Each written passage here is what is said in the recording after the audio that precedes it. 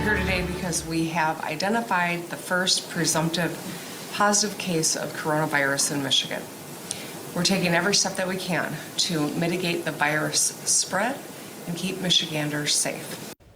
Those words from Governor Whitmer 3 years ago today, confirming the first 2 cases of COVID-19 in the state. Since then, that number grew to over 3 million cases, with 42,000 Michiganders losing their lives to the disease, and so much we didn't know about the years ahead for all of us and how our lives would change. Yeah, now a majority of us are once again feeling a sense of normalcy.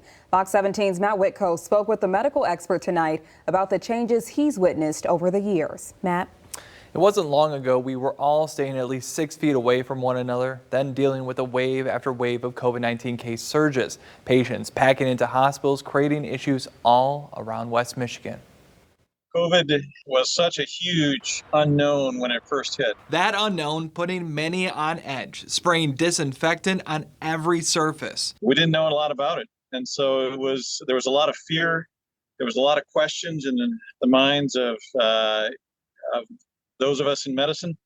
We didn't know what to expect. A majority of Michiganders masking up to stop the spread. When we had the Delta variant was the worst. That was the worst of the worst. That was killing a lot of people and causing a lot of serious disease. 3 years later, new variants, new vaccines, and a better understanding of the virus. Fortunately, now it's become another disease that's out there, which is good.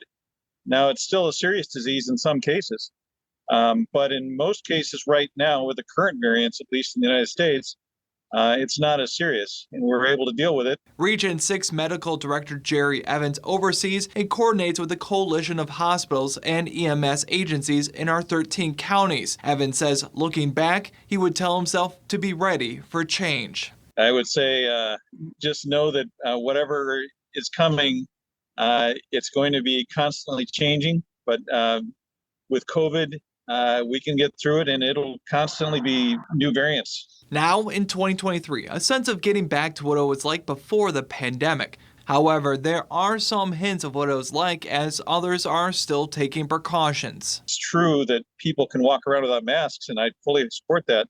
I do think that we have to be careful if you're going to go into somebody's home who has potentially some serious illnesses.